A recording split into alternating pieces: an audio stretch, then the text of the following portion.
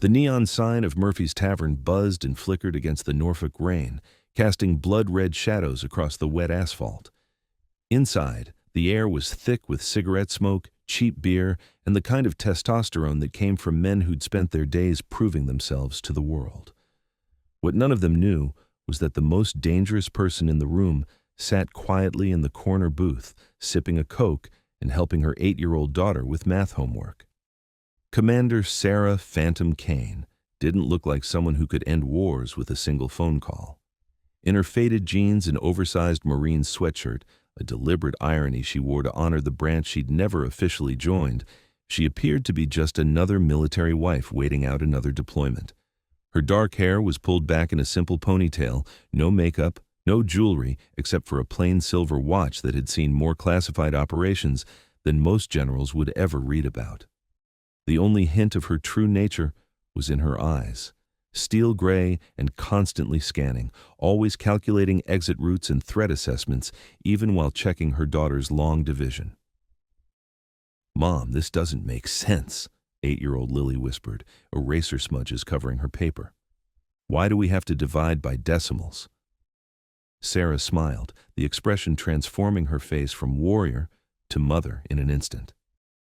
"Because someday you might need to calculate fuel consumption for aircraft operating in hostile territory," she said softly, then caught herself. "Or, figure out how to split a pizza fairly." Lily giggled. "You always make everything sound like a mission." If only she knew, Sarah thought, glancing around the tavern. 3 exits, 4 potential weapons within arm's reach, and enough drunk Marines to start a small war. She'd chosen this place specifically because it was off base, where no one would recognize her, where she could just be a mom helping with homework instead of the woman who'd spent the last decade orchestrating operations that never made the news. The tavern door slammed open, bringing a gust of cold air and trouble in the form of Staff Sergeant Marcus Webb and his crew. Sarah knew his type before he even opened his mouth. Young, aggressive, still believing the Corps was about who could yell the loudest instead of who could think the fastest. He strutted to the bar like he owned the place, his buddies flanking him like an honor guard made of ego and insecurity. Before we dive deeper into this story of hidden strength and earned respect, make sure to subscribe to Military and Veteran Stories so you never miss these true tales of courage. And tell us in the comments, where are you watching from today? Webb's voice carried across the tavern as he ordered shots, each word designed to announce his presence to the room. "Another day training these worthless recruits," he declared. "Half of them probably can't even spell Marine, let alone earn the title." His crew laughed on cue, the kind of forced laughter that said they were more afraid of him than genuinely amused. Sarah had seen it 1,000 times. Insecure leaders who confused intimidation with respect, who built themselves up by tearing others down. "Mom, that man is loud," Lily observed, her pencil hovering over her math problem. "Some people are," Sarah replied calmly, though her jaw tightened slightly. "Focus on your homework, sweetheart." But Webb wasn't done performing. He turned to survey his domain, and his eyes landed on Sarah and Lily in their corner booth. His gaze lingered longer than necessary, taking in the civilian clothes, the homework spread across the table, the woman who didn't belong in his world of military machismo. "Well, well," he said, loud enough for his audience. "Looks like we got some dependents slumming it with the real Marines tonight."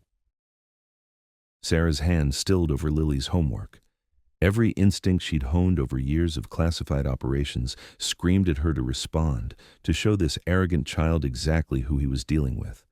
But Lily was watching, and Sarah had learned long ago that the most important battles were fought in the quiet moments when no one was looking.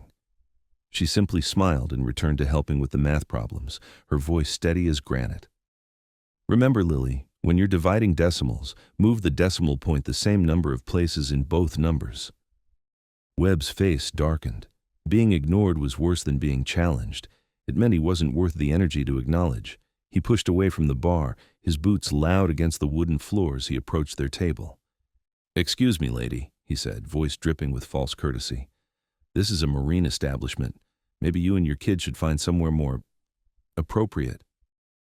Sarah looked up slowly, her gray eyes meeting his with the kind of calm that came from having stared down warlords and terrorists without flinching.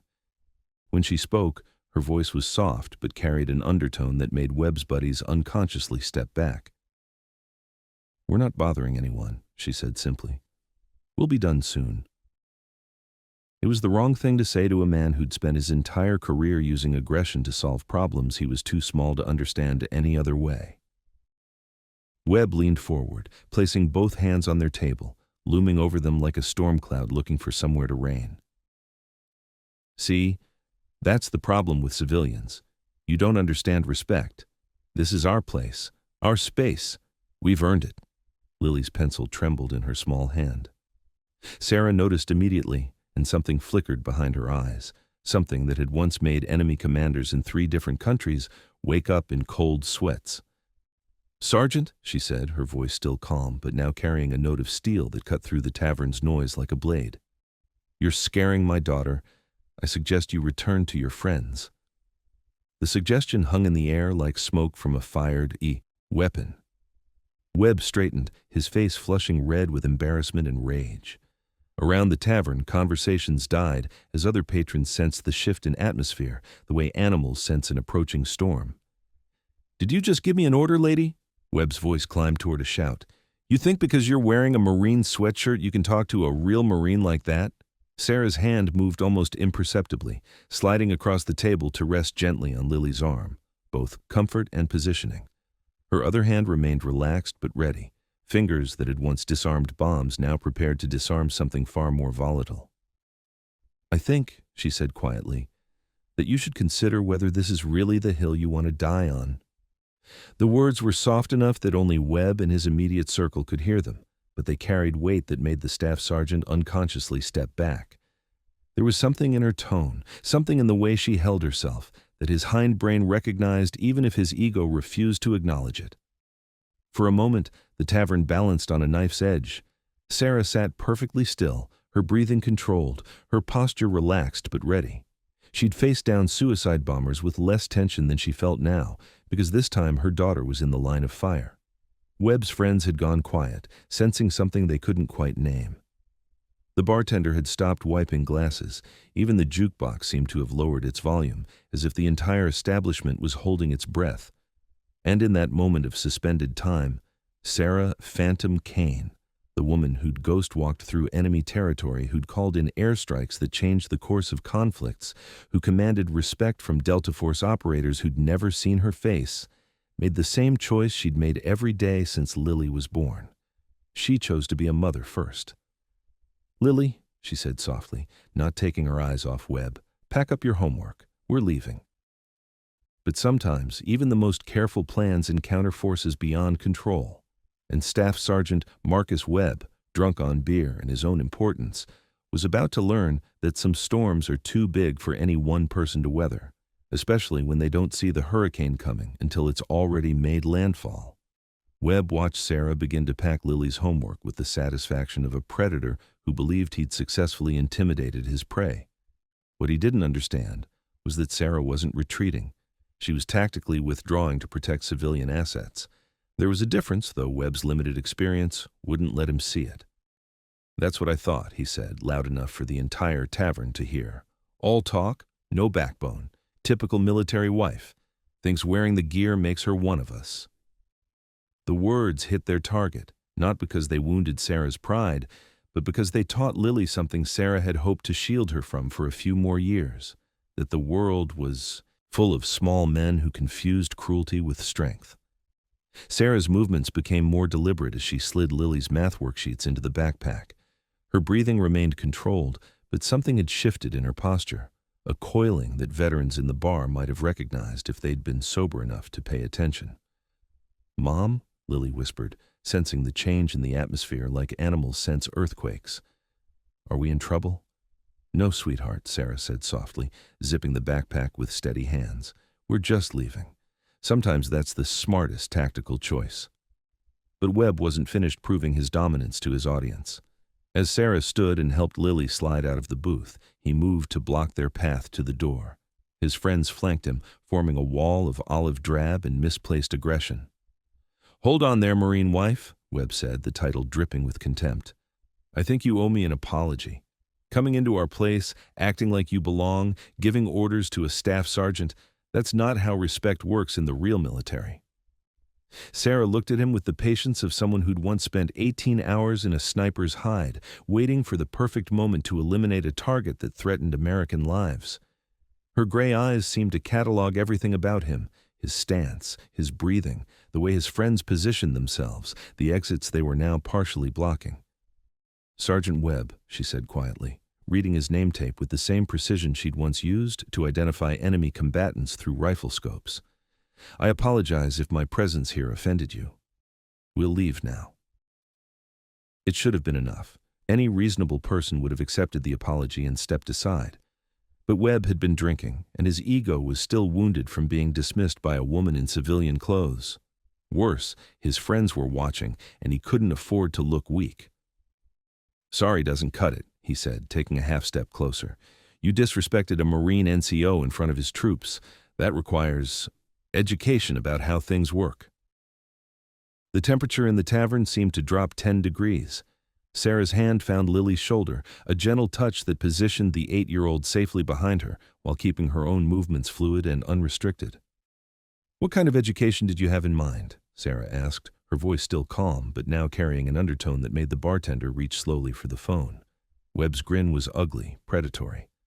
The kind that teaches military dependents their place in the food chain.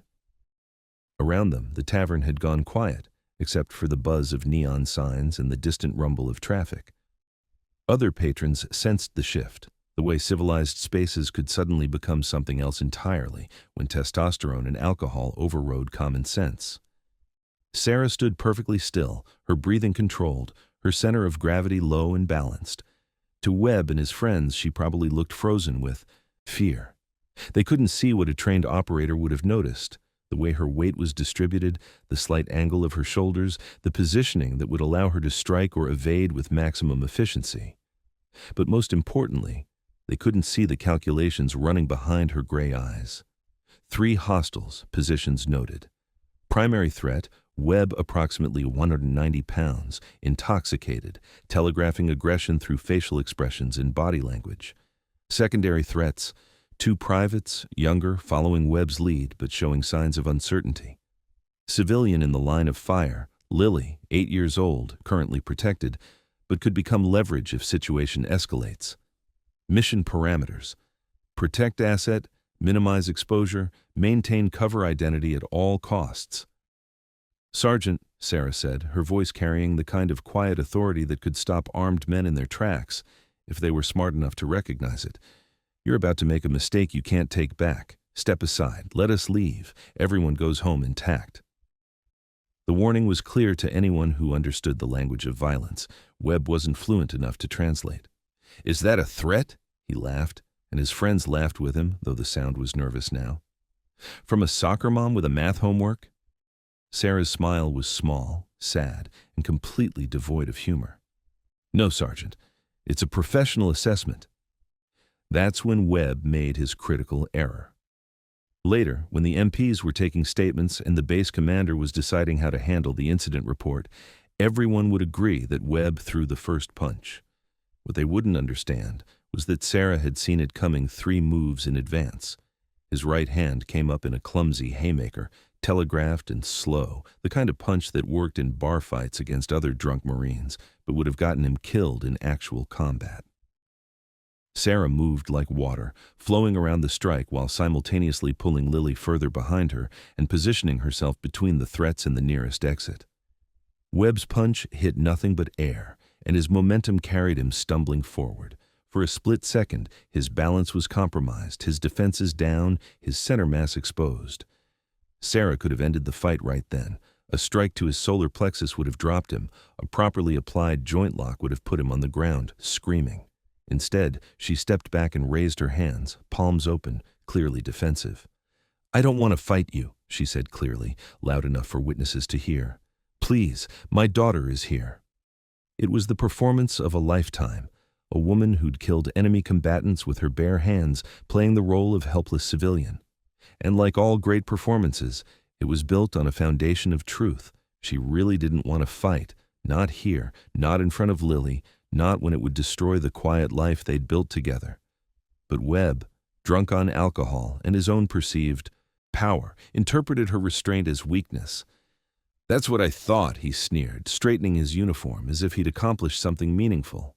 "All bark, no bite, just another—" He never finished the sentence because that's when he made his second mistake. As he turned to smirk at his friends, he accidentally shouldered into Sarah hard enough to knock her backward. The impact wasn't severe. Sarah had absorbed much worse during training exercises, but the intent was clear. Physical dominance, a demonstration that he could put his hands on her anytime he wanted, consequences be damned. And in that moment, something shifted in Sarah's eyes. Not anger. Anger was unprofessional, a luxury she couldn't afford in the field.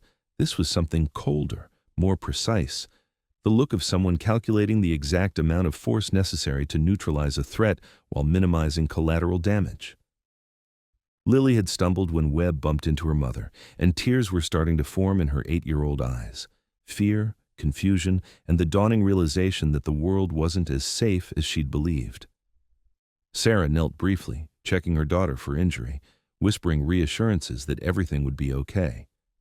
When she stood again, Webb was still grinning, still playing to his audience, still completely unaware that he'd just crossed a line that existed on no map but was more real than any international border. "Sergeant," Sarah said quietly, and this time her voice carried something that made the hair on the back of neck stand up throughout the tavern. "You just put your hands on my daughter's mother." Webb's grin faltered slightly. For the first time, he seemed to notice that the background chatter in the tavern had stopped entirely.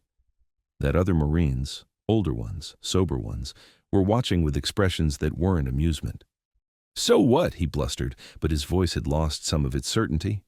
"What are you going to do about it? Call the MPs? File a complaint?" Sarah's smile was gentle, almost maternal. "No, Sergeant. I'm going to give you one last chance to apologize to my daughter and step aside. Because what happens next depends entirely on your decision in the next 10 seconds. The countdown was delivered in the tone most people use to discuss the weather. Calm, professional, absolutely certain. And for the first time since this encounter began, Staff Sergeant Marcus Webb began to suspect that he might be in over his head. The silence in Murphy's Tavern stretched like a taut wire, ready to snap. Sarah stood perfectly still, her countdown hanging in the air between them like smoke from a discharged weapon. Around the bar, conversations had died completely. Even the jukebox seemed to sense the tension, its volume dropping to barely a whisper. Webb's face cycled through confusion, anger, and something that might have been the first stirring of genuine unease. His two companions had unconsciously taken half steps backward, some survival instinct warning them that the situation had evolved beyond simple barroom bullying. 10 seconds for what? Webb demanded, but his voice cracked slightly on the last word. "You threatening me? Because that's assault, lady." Sarah's expression didn't change, but something in her posture shifted, subtle, economical, the kind of movement that spoke to years of training in environments where a half-second delay meant death. 9, she said softly. At a corner table, Master Gunnery Sergeant Rodriguez, 26 years in the Corps, 3 combat deployments, more decorations than he cared to count, set down his beer and leaned forward. Something about the woman's bearing, the way she held herself, was triggering recognition circuits he'd thought were exclusive to the battlefield. 8, Sarah continued, her voice never rising above conversational level. Lily pressed closer to her mother's side, small hands gripping Sarah's jeans. She didn't understand what was happening, but she could feel the electricity in the air, the way the entire room seemed to bend around her mother's quiet words. 7. Webb's friends exchanged uncertain glances. This wasn't how bar fights started. Where was the shouting, the chest bumping, the escalating aggression they knew how to read? This countdown felt less like a threat and more like a missile launch sequence. 6. The bartender had stopped pretending to clean glasses and was openly reaching for his phone. Whatever this was, it was about to require official intervention. 5. Rodriguez stood up slowly, his movement drawing attention from several other tables. The old Marine's eyes were locked on Sarah, and his expression was one of growing recognition, not of her face, but of something deeper, something that spoke to the warrior's instinct that transcends rank and service branch. 4. Webb's swagger was cracking now, replaced by genuine confusion. What the hell is wrong with you, lady? It's just 3. The word cut through his protest like a blade.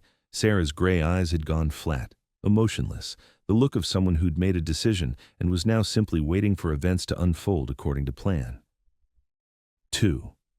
That's when Rodriguez spoke up, his gravelly voice carrying the authority of 3 decades in the Corps. Webb, stand down, now. The staff sergeant spun toward the interruption, grateful for the distraction but annoyed at being interfered with. Master Guns, this is none of your... 1. Sarah's voice was whisper soft, but it stopped every conversation in the tavern. Webb turned back to face her, and for the first time, he really looked at her eyes. What he saw there made his mouth go dry. Not anger, not fear, not even determination. Professional assessment, the look of someone who'd killed before and was calmly calculating whether she needed to do it again. Time's up, Sergeant, Sarah said gently. Last chance. Apologize to my daughter and walk away. Webb opened his mouth to respond, probably with another crude comment or escalating threat, but Rodriguez cut him off with a bark that made every Marine in the tavern snap to attention. Webb! I said stand down! The master gunnery sergeant was moving now, crossing the tavern with the measured pace of a man who'd diffused more volatile situations than he could count. His eyes never left Sarah, and his expression was one of growing certainty. Ma'am, Rodriguez said as he approached, his voice careful and respectful. I don't believe we've been introduced. Sarah turned slightly, enough to acknowledge him without losing sight of Webb and his companions. Her posture remained coiled, ready, but she nodded politely. Good evening, Master Guns, she said, and Rodriguez's eyebrows rose slightly. Civilian wives didn't usually know Marine rank structure well enough to identify him by the stripes on his sleeve. Ma'am, if you don't mind me asking, Rodriguez continued, his tone growing more formal. What branch did you serve in? It was a question Webb hadn't thought to ask, too focused on his own need to dominate to consider that the woman he was threatening might have military experience of her own. Sarah's smile was small and sad. I didn't serve in a branch, Master Guns. I served with whoever needed me. The words were carefully chosen, revealing nothing while suggesting everything. Rodriguez's eyes narrowed as he processed the implications. Joint operations, multi-service coordination, the kind of assignments that didn't exist on organization charts. I see, Rodriguez said slowly, then louder. Webb, you and your Marines will return to your table. Now, that's an order. But Webb's pride was still stinging, and 3 beers had made him brave in all the wrong ways. Master Guns, with respect, this civilian disrespected a Marine NCO. That can't stand. Sergeant, Rodriguez said, his voice dropping to the tone that had once convinced Taliban fighters to surrender without firing a shot. You will move your ass to that table and keep your mouth shut, or I will personally explain to your commanding officer why you were harassing military families in an off-base establishment. For a moment, Webb wavered. Military discipline warred with wounded pride and alcohol-fueled aggression. Unfortunately for everyone involved, pride won. Instead of backing down, he took a step closer to Sarah, deliberately invading her personal space. I don't know what kind of game you're playing, lady, but he never saw the movement. One moment he was looming over Sarah, trying to intimidate her with his size and proximity. The next, he was flat on his back, gasping for air, his arm twisted at an angle that suggested any further movement would result in serious injury. Sarah knelt beside him, one hand maintaining the joint lock, the other gently stroking Lily's hair as the 8-year-old stared in shock. Breathe slowly, Sergeant, Sarah said in the same tone she might use to comfort a frightened child. The tracheal pressure will ease in a moment. Don't struggle. You'll only make it worse. The takedown had been so fast, so economical, that half the bar wasn't sure what had happened. One moment Webb was standing, the next he was on the floor, completely immobilized by a woman in jeans and a sweatshirt. Rodriguez whistled low under his breath. Military combatives training was one thing. Every Marine learned basic grappling and joint locks. But this was something else entirely. The speed, the precision, the absolute control that allowed her to neutralize a threat while keeping her daughter calm and protected. "Ma'am," Rodriguez said carefully, "exactly what kind of training did you receive?" Sarah looked up from Webb, who was still gasping on the floor. Her grip never loosened, but her expression was almost apologetic. "The kind they don't put on recruiting posters, Master Guns." Around the tavern, Marines and sailors were pulling out cell phones, not to record, but to text. Within minutes, word would spread through the Norfolk naval community. There was a woman in Murphy's Tavern who'd just put a Marine staff sergeant on the floor with one move, and she wasn't even breathing hard. Lily tugged at her mother's sleeve. "Mom, is the mean man okay?" Sarah's expression softened instantly. "He's fine, sweetheart. Just taking a little nap." She applied slightly more pressure to Webb's wrist, and he gasped out what might have been an apology or a plea. Sarah leaned closer, her voice dropping to a whisper only he could hear. "Sergeant, in about 30 seconds I'm going to let you up. You're going to apologize to my daughter, you're going to buy a round for everyone here, and then you're going to leave quietly. If you ever approach my family again, if you ever speak disrespectfully to another military dependent, if you even look at us wrong, I will find you. And next time, I won't be nearly as gentle. Do we understand each other?" Webb managed a strangled nod, his face red from pain and oxygen deprivation. Sarah released him and stood gracefully, helping Lily collect her scattered homework while Webb rolled onto his side, coughing and gasping. His friends rushed to help him up, their earlier bravado replaced by nervous confusion. Rodriguez approached slowly, his expression mixing respect and curiosity. "Ma'am, I feel like I should know your name," Sarah smiled, and for the first time that evening, it reached her eyes. "Sarah Kane, and this is my daughter Lily." "Pleasure to meet you both," Rodriguez said formally. Then quieter, "Kane. I feel like I should know that name." "It's a common name, Master Guns," Sarah said mildly, but something in her tone suggested it might not be as common as she claimed. Webb had managed to get to his feet, supported by his friends. His face was a map of humiliation and rage, but Rodriguez's glare kept him from saying anything stupid. Instead, he fumbled for his wallet and threw money on the bar. "Round free. Everyone," he mumbled, not meeting anyone's eyes. The bartender began pouring drinks for the house, but the atmosphere remained tense. Webb and his companions made their way toward the door, but not before the staff sergeant cast one last venomous look back at Sarah. She met his gaze calmly, and something in her expression made him walk faster. After they left, the tavern slowly returned to its normal rhythm.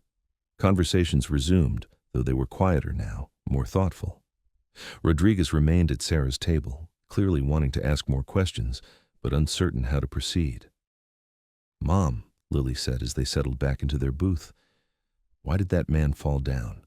Sarah helped her daughter arrange her homework, speaking in the patient tone she reserved for difficult questions.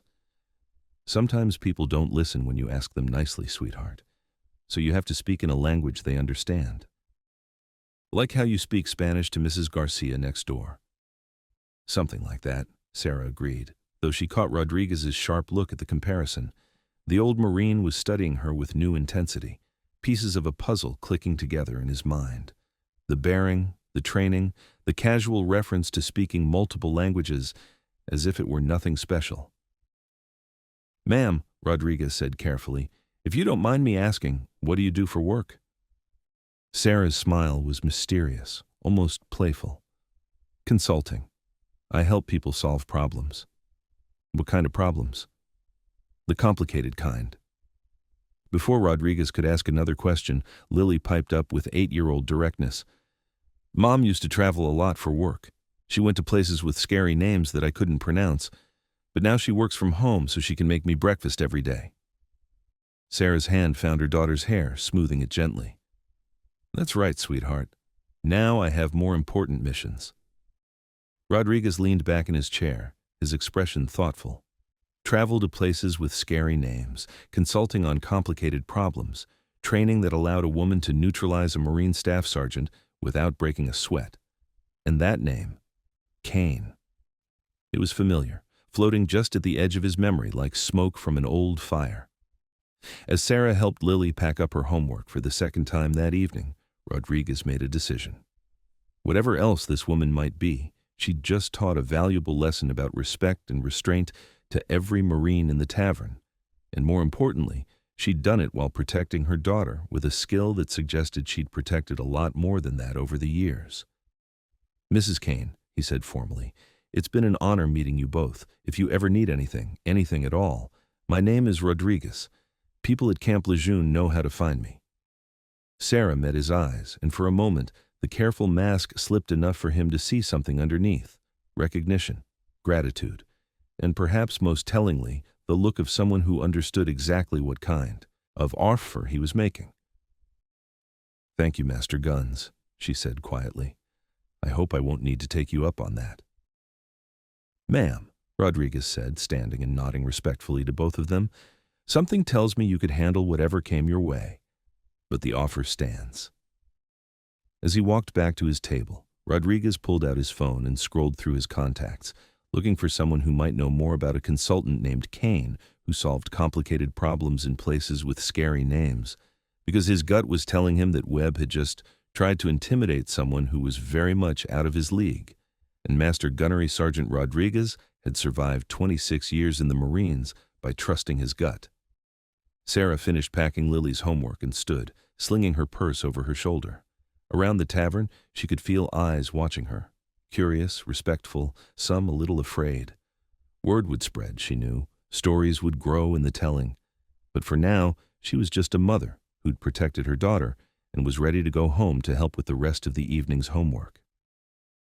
As they headed toward the door, Lily looked up with the wisdom that only children possess. "Mom, will the mean man bother other families now?" Sarah paused, considering the question seriously. "No, sweetheart.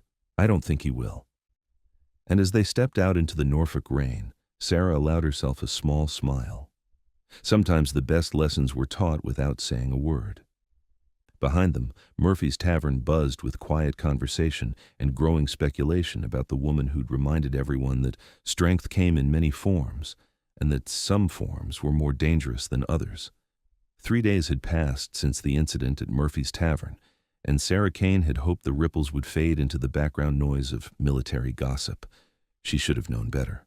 In her line of work, both past and present, she'd learned that some stones, once thrown into still water, create waves that reach shores that you never intended to touch. The call came at 0347 hours on a Tuesday morning, piercing through the quiet of their small Norfolk apartment like an alarm bell. Sarah was already awake, old habits from years of midnight extractions and emergency deployments, but the ringtone she heard wasn't the cheerful chime of her civilian phone. It was the harsh, urgent buzz of her secure device, the one that theoretically didn't exist and definitely wasn't supposed to ring anymore. She slipped out of bed, careful not to wake Lily, and padded to her home office, a converted spare bedroom that looked like any other work-from-home setup. Laptop, coffee-stained desk, motivational posters about teamwork. The casual observer would never notice the specially shielded walls or the biometric lock on the file cabinet. "Kane," she answered, her voice instantly sharp and professional despite the early hour. "Phantom, we have a situation." The voice belonged to General Patricia Hayes, one of the few people in the world who knew Sarah's real identity and current location.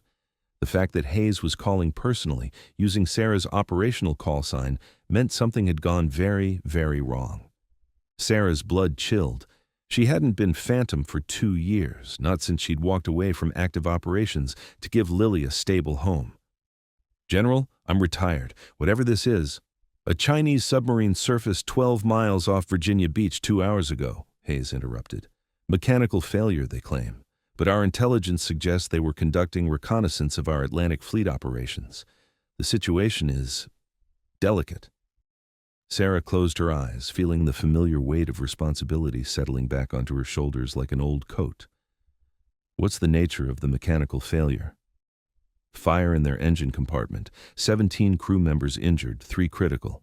They're requesting humanitarian assistance while their rescue vessel approaches from international waters." Sounds straightforward. What am I missing? Hayes's pause was telling. Intelligence intercepts suggest the submarine was gathering detailed sonar signatures of our newest Virginia-class subs. If they're allowed to return to Chinese waters with that data, Sarah understood immediately. The submarine's rescue was likely a cover for data extraction. Once the information reached Beijing, American submarine stealth capabilities would be compromised for a generation. But if the U.S. refused humanitarian aid, they'd face international condemnation for letting sailors die. "What's the current response?" Sarah asked, though she was already mentally cataloging the resources needed for the kind of operation Hayes was implying. "Norfolk Naval Base is coordinating the humanitarian mission. Surface vessels are already en route. But Sarah, Phantom, we need someone on that submarine, someone who can assess what they really collected and, if necessary, ensure certain data doesn't make it back to Beijing." The request hung in the air like smoke from a discharged weapon. Sarah stared out her office window at the quiet suburban street where her daughter slept peacefully, unaware that her mother was being asked to risk everything they'd built together. "General, I have obligations here. Lily is 8 years old and needs her mother alive, not martyred for Chinese intelligence operations," Hayes said bluntly. "Sarah, you know as well as I do what happens if that data reaches Beijing. Every American submarine becomes a sitting duck. Every sailor's family becomes a widow or orphan." Sarah's jaw tightened. It was emotional manipulation, but it was also true. The submarine data would eventually cost American lives, maybe thousands of them. What's the timeline? The humanitarian mission launches at 800. The Chinese rescue vessel will reach the submarine by 1400 hours. That gives you less than 6 hours to get aboard, assess the intelligence value, and make a determination. "And if I determine the data is too valuable to let leave?" Another pause. "You're the expert in making difficult decisions under pressure. I trust your judgment." Sarah looked at a framed photo on her desk. Lily blowing out candles on her 8th birthday cake, chocolate frosting smeared across her grin. The life they'd built was simple, safe, normal. Everything Sarah had sacrificed her military career to provide. If you're hooked on this story, make sure to subscribe and turn on notifications so you never miss an upload. Your support means everything and helps me bring you more inspiring military stories like this one. "I'll need full operational support," Sarah said finally. "Transportation, equipment, extraction protocols." "Already arranged. A car will pick you up at 0630. Your cover identity is Lieutenant Commander Sarah Mitchell, Naval Intelligence Liaison to the humanitarian mission." "And Lily?" "Temporary guardianship has been arranged with a trusted family. She'll be safe." Sarah closed her eyes. In 6 hours, she'd be back in the world she'd sworn to leave behind, the world of classified operations and life-or-death decisions that shaped the fate of nations, the world where Sarah Kane, suburban mom, would disappear and Phantom Delta Force operative would emerge from the shadows once more. "General," she said quietly, "this is a one-time operation. After this, the phone stays off permanently." "Understood." "And Sarah, thank you." The line went dead. Sarah sat in the darkness of her office, listening to the quiet sounds of her neighborhood awakening. Somewhere down the street, a dog barked. A garbage truck rumbled past, the ordinary sounds of the ordinary life she was about to risk. She spent the next hour making arrangements, a secure call to Mrs. Patterson next door, a woman whose late husband had served in naval intelligence, and who understood the concept of family emergencies that couldn't be discussed. A carefully worded explanation to Lily about Mommy having to travel for work, something that happened occasionally with her consulting business. "How long will you be gone?" Lily asked over breakfast, her 8-year-old intuition picking up on the tension Sarah was trying to hide.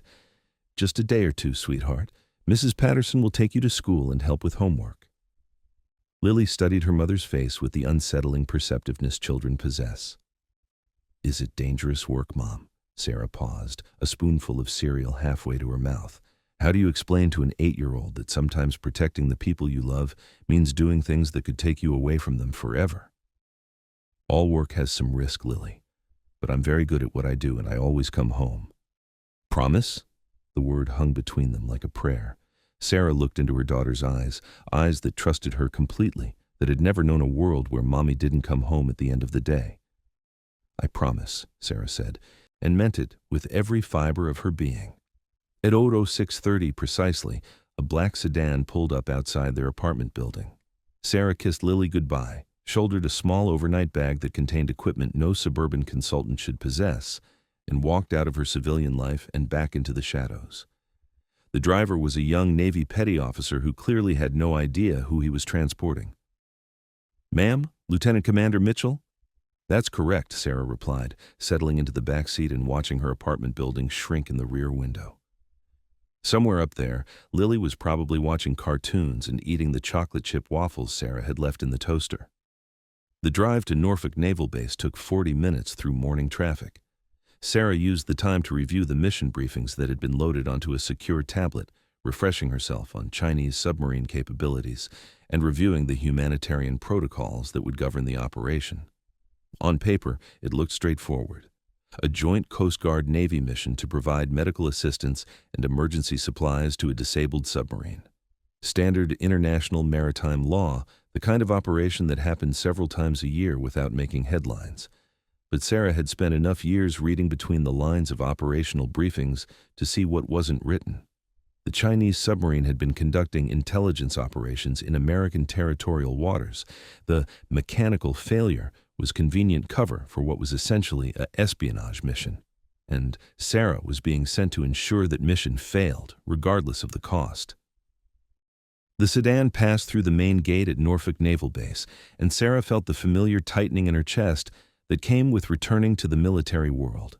Uniforms everywhere, the sharp commands of drill instructors, the purposeful movement of personnel who understood that their work had consequences beyond paychecks and performance reviews. At the pier, organized chaos surrounded the humanitarian mission. Medical teams loaded supplies onto a Coast Guard cutter, while Navy intelligence officers briefed the mission commander on diplomatic protocols. Everyone moved with the efficient urgency of professionals who understood that international incidents could start with simple miscommunications. Sarah's cover identity held up under casual scrutiny. Lieutenant Commander Mitchell was in the system, with appropriate security clearances and a plausible backstory. No one questioned why naval intelligence needed a liaison on a humanitarian mission. The presence of a Chinese military vessel in American waters was explanation enough. But as Sarah boarded the cutter and began reviewing the mission parameters with the Coast Guard captain, she noticed someone watching her. Master Gunnery Sergeant Rodriguez stood near the gangway, his weathered face creased with concentration. Their eyes met for a moment, and Sarah saw recognition dawn in his expression. Not of Lieutenant Commander Mitchell, of Sarah Kane, the woman who'd put a Marine staff sergeant on the floor of Murphy's Tavern 3 days earlier. Rodriguez approached slowly, his bearing respectful but curious. "Ma'am, I'm sorry, but didn't we meet the other night?" Sarah's mind raced. Her cover identity couldn't withstand scrutiny from someone who'd seen her in civilian clothes, who knew her as a consulting single mother rather than a naval intelligence officer. "I'm sorry, Master Guns," she said carefully. "I don't believe we've been introduced." Rodriguez studied her face, confusion evident. The uniform was different, the context completely changed, but the bearing was unmistakable. The same gray eyes, the same controlled stillness that spoke to years of dangerous training. "My mistake, ma'am," Rodriguez said finally, but his tone suggested he wasn't convinced.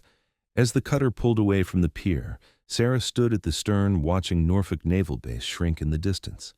Behind her, the Coast Guard crew and Navy intelligence team prepared for what they believed was a routine humanitarian mission.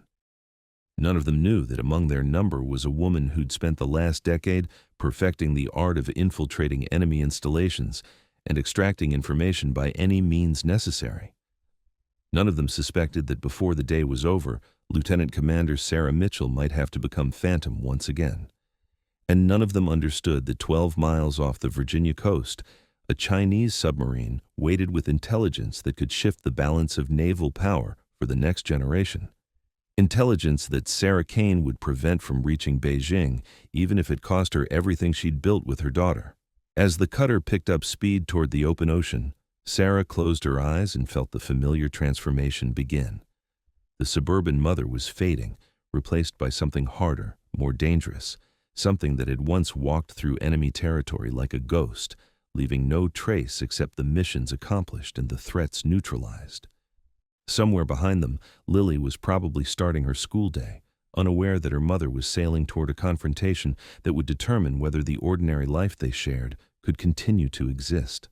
The transformation was almost complete. Sarah Kane was becoming Phantom once more, and God help anyone who stood between her and getting home to her daughter. The Coast Guard cutter Resolute cut through the morning swells with the steady rhythm of a vessel built for purpose rather than comfort. 12 miles offshore, the Chinese submarine Hai Long sat dead in the water, its gray hull gleaming like a sleeping whale under the overcast Virginia sky. Smoke still drifted from emergency vents, lending credibility to the reported engine room fire. Sarah stood at the forward rail, studying the submarine through high-powered binoculars while maintaining the appearance of a naval intelligence officer conducting routine observation. What she actually saw made her stomach tighten with professional concern. The submarine's position was perfect for intercepting sonar signatures from the Norfolk naval traffic lanes. Its emergency surfacing had occurred precisely over known underwater sensor arrays, and the smoke pattern from the engine room fire was consistent with controlled burns designed to mask electronic warfare activity rather than actual mechanical failure. Impressive sight, isn't it? Sarah turned to find the Coast Guard captain, Commander Jake Morrison, approaching with 2 cups of coffee. He was a career officer with 20 years of service etched into the lines around his eyes, the kind of man who'd navigated everything from hurricane rescues to drug interdiction operations. Very impressive, Sarah agreed, accepting the coffee gratefully. Have you had much contact with Chinese naval vessels? Morrison's expression darkened slightly. More than I'd like in recent years. They're getting bolder, pushing boundaries, testing our responses. He paused, studying her profile. You seem familiar with submarine operations for an intelligence officer. Sarah sipped her coffee, buying a moment to consider her response. Commander Morrison struck her as someone who'd earned his rank through competence rather than politics, exactly the kind of officer who might notice inconsistencies in her cover story. I've done liaison work with submarine commands before, she said, which was technically true. Her Delta Force operations had frequently involved coordination with underwater assets. Must have been interesting assignments, Morrison said casually, but his tone suggested he was fishing for details. Before Sarah could respond, a commotion near the stern drew their attention. Master Gunnery Sergeant Rodriguez was speaking animatedly with 2 Navy intelligence specialists, gesturing in Sarah's direction.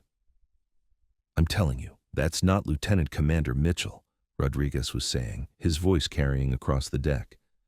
I met Sarah Kane 3 nights ago in a Norfolk bar. Same face, same bearing. But she was civilian then. Had her daughter with her. One of the intelligence officers, a young lieutenant Sarah didn't recognize, shook his head dismissively. Master Guns, you're mistaken.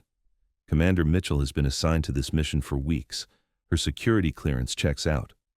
Security clearances can be created, Rodriguez insisted. What can't be faked is the way someone moves, the way they assess threats.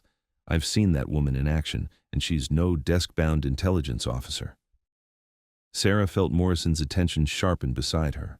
The captain was watching the conversation with growing interest, his experienced eye noting the tension between Rodriguez's certainty and the official briefing materials. Problem, Master Guns? Morrison called out, his voice carrying command authority. Rodriguez snapped to, attention. Sir, I believe there may be a personnel discrepancy that needs resolution. Morrison gestured for the group to approach. As they gathered near the forward deck, Sarah found herself at the center of scrutiny from some of the most experienced military personnel on the East Coast. Master Gunnery Sergeant Rodriguez believes he knows you from civilian circumstances, Morrison said carefully. He's questioning your identity. Sarah met Rodriguez's eyes directly, her expression calm and professional. Master Guns, I believe you may be confusing me with someone else. I understand these situations can be. Ma'am, with respect, Rodriguez interrupted. 3 nights ago, you put Staff Sergeant Webb on the floor of Murphy's Tavern, using a takedown that belonged in special operations training, not civilian self-defense classes. Your daughter was doing math homework. You were wearing a Marine sweatshirt and drinking Coca-Cola. The specificity of his recollection made everyone on deck go quiet. Morrison's eyebrows rose as he processed the implications. If Rodriguez was correct, then Lieutenant Commander Mitchell was maintaining a civilian identity in addition to her naval service. Sarah weighed her options rapidly. Denial would only increase suspicion, especially given Rodriguez's detailed knowledge. But confirmation would raise questions about why a naval intelligence officer was operating under civilian cover in Norfolk bars. "Master Guns," she said finally, "there are aspects of intelligence work that require flexible identity management. I trust you understand the need for operational security." It was a careful non-denial that suggested classified activities without confirming Rodriguez's specific observations. Around the group, the other officers exchanged glances as they processed the implications. Lieutenant Commander Morrison stepped closer, his voice dropping to avoid being overheard by the enlisted personnel. "Commander Mitchell, are you saying you're conducting intelligence operations in civilian environments? Because if so, this mission briefing didn't include those details." Sarah felt the situation balancing on a knife's edge. Too much disclosure would compromise operational security. Too little would undermine her authority to participate in the mission. And she was acutely aware that in less than 2 hours, she'd need the trust and cooperation of every person on this deck. "Captain," she said quietly, "my assignment to this mission comes directly from Naval Intelligence Command. The specific parameters of my duties are classified above your clearance level. I ask that you trust the chain of command." Morrison studied her face with the intensity of a man who'd survived 2 decades of military service by reading people accurately. Whatever he saw, there seemed to satisfy him, because he nodded slowly. "Understood, Commander. But I want it on record that I'm operating with incomplete information about personnel under my command." "Noted and appreciated," Sarah replied. Rodriguez, however, wasn't satisfied. The old Marine had spent too many years in combat zones to be easily deflected by appeals to classification. "Ma'am," he said respectfully but firmly, "I've served with special operations personnel from every branch. I know what that kind of training looks like. What I saw in Murphy's Tavern wasn't standard naval intelligence skill set." The observation hung in the air like a challenge. Sarah could see Morrison processing the implications. If Rodriguez was right, then the woman he'd assumed was a desk-bound intelligence analyst was actually something much more dangerous. Before Sarah could respond, the ship's communications officer approached at a run. "Captain, we're receiving an emergency transmission from the Chinese submarine. They're reporting a medical crisis. One of their injured crew members is going into cardiac arrest." Morrison's attention snapped away from the identity question to the immediate crisis. "How long until we reach them?" 45 minutes at current speed, sir." "Not fast enough if someone's dying," Morrison muttered. He turned to the ship's medic.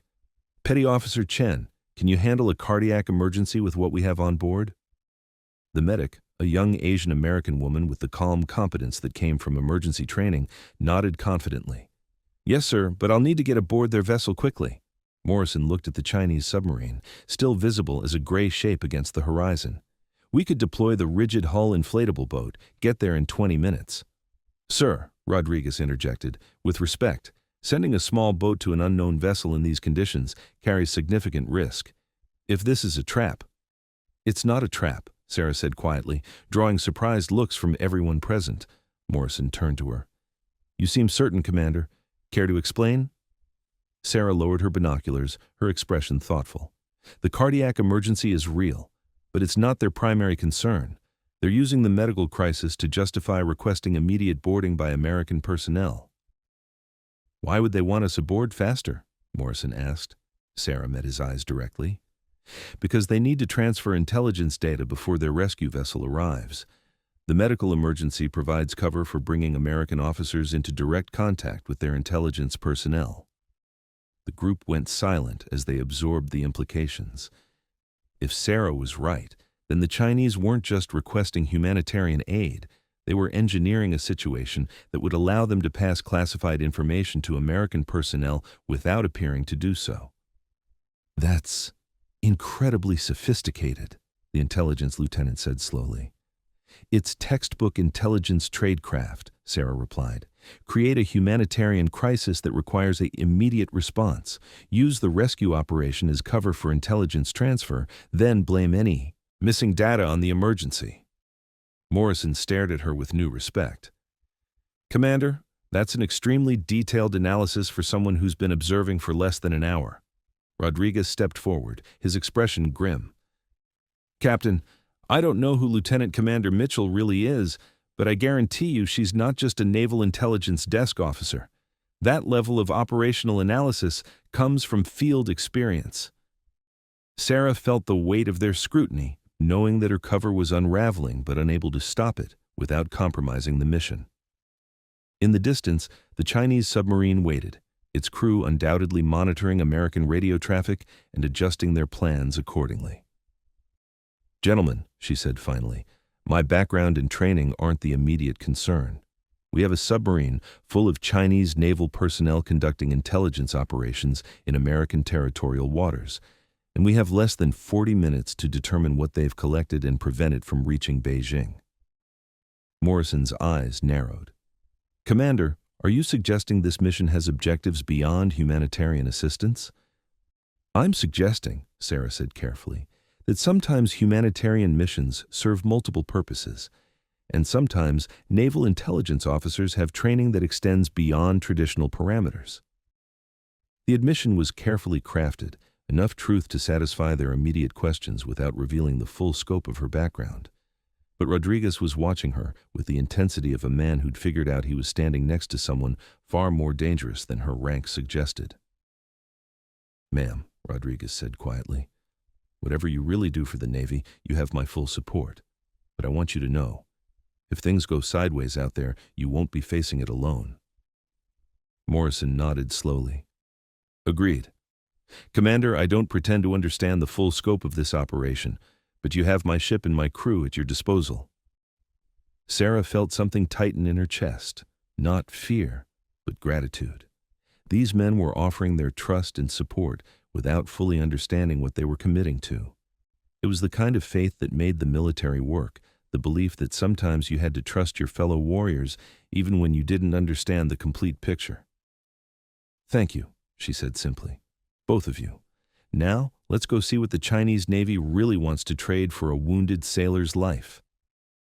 As the Resolute picked up speed toward the waiting submarine, Sarah allowed herself one moment to think of Lily, probably sitting in her third-grade classroom, completely unaware that her mother was about to board an enemy vessel in international waters. The transformation was nearly complete now.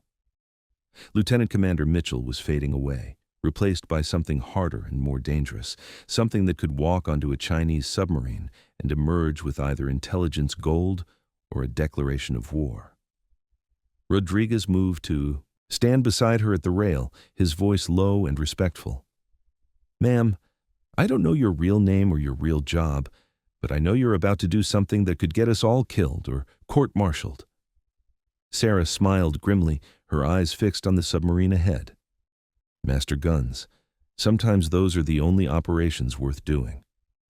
And as the coast of Virginia disappeared behind them, Sarah Kane prepared to become Phantom once more, not for the glory of military service, but for the simple promise she'd made to an 8-year-old girl that Mommy would always come home. The rigid hull inflatable boat cut through the swells toward the Chinese submarine like a knife through silk, its twin outboard engines pushing the small craft at maximum speed. Sarah sat in the bow alongside Petty Officer Chen, the ship's medic, while 2 Coast Guard boarding specialists handled navigation and security. Through her earpiece, she could hear Commander Morrison coordinating with Norfolk Naval Base, reporting their approach to the submarine while carefully avoiding any mention of the intelligence concerns Sarah had raised. To outside observers, this was purely a humanitarian mission, medical assistance for injured submariners, nothing more. But Sarah's trained eye caught details that told a different story. The submarine's position relative to the morning sun created perfect conditions for photographing the Coast Guard cutter's electronics arrays. 3 crew members on the submarine's bridge were using what appeared to be binoculars, but moved with the systematic precision of intelligence collection. and the emergency smoke from their engine compartment had conveniently stopped just as the American vessel came within visual range. Phantom, be advised. Satellite intelligence shows the Chinese rescue vessel has increased speed and will reach your position 90 minutes ahead of schedule, came the voice of General Hayes through Sarah's hidden earpiece. Sarah's jaw tightened. The accelerated timeline meant less opportunity to assess the submarine's intelligence collection and fewer options for preventing sensitive data from leaving American waters. "Ma'am?" Petty Officer Chen looked concerned. "You seem tense. Are you worried about the medical situation?" Sarah forced herself to relax, remembering that to everyone else in the boat, she was Lieutenant Commander Mitchell, a naval intelligence liaison with no special training in high-stakes operations. "Just focused on the mission," she replied. "First time working with Chinese naval personnel." As they approached the submarine, Sarah's operational instincts kicked into full gear. The vessel was a Type 093 Shan-class nuclear attack submarine, capable of extended deep-water operations and equipped with sophisticated electronic warfare capabilities. Its presence in these waters represented a significant intelligence opportunity for Beijing and a corresponding threat to American naval security. Chinese sailors in emergency gear helped them board, their movements professional, but obviously choreographed. Sarah noticed immediately that several crew members bore no signs of smoke inhalation or fire-related injuries, despite supposedly fighting an engine room blaze for the past several hours. A Chinese naval officer approached, Commander Liu Wei, according to the name tape on his uniform. His English was precise, accented but fluent. "Welcome aboard. I am Commander Liu. We are grateful for your assistance with our medical emergency." "Commander, I'm Lieutenant Commander Mitchell, Naval Intelligence Liaison. This is Petty Officer Chen, our medical specialist. Where is the patient?" Liu's expression flickered almost imperceptibly when Sarah identified herself as intelligence rather than medical personnel. It was a tell so subtle that only someone trained in reading micro-expressions would catch it, but it confirmed her suspicions about the true nature of this humanitarian mission. "The patient is in the forward compartment," Liu said, gesturing toward the submarine's interior. "But perhaps Commander Mitchell would be interested in seeing our damage assessment first, for your report to Naval Intelligence." The offer was carefully phrased but unmistakable. Liu was suggesting a private conversation away from the medical personnel, exactly what Sarah had expected. "Petty Officer Chen, please begin treating the patient. I'll conduct the intelligence assessment and join you shortly." Sarah followed Liu through the submarine's cramped corridors, her trained eye cataloging everything she saw. The vessel was in excellent condition despite the reported emergency.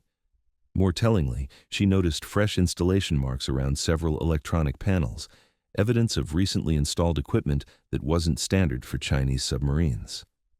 Liu led her to what appeared to be the communications center, where sophisticated electronics hummed quietly in the dim lighting. On the main display screen, sonar imagery scrolled past, detailed acoustic signatures that made Sarah's blood run cold. "Commander Mitchell," Liu said quietly, "I believe we have information that would be of mutual interest to our governments." Sarah's expression remained neutral, but internally her mind raced. This was it, the intelligence transfer Rodriguez's instincts had predicted. Liu was offering to trade Chinese naval intelligence for something the Americans wanted. "What kind of information, Commander?" Liu gestured to the sonar display. "Our patrol collected detailed acoustic signatures of American naval vessels operating in this region. Submarine signatures, surface ship patterns, even some of your newest Virginia-class boats." The admission hit Sarah like a physical blow. If that data reached Beijing, it would compromise American submarine stealth capabilities for the next decade. Chinese anti-submarine warfare systems would be able to track and target American vessels with unprecedented accuracy.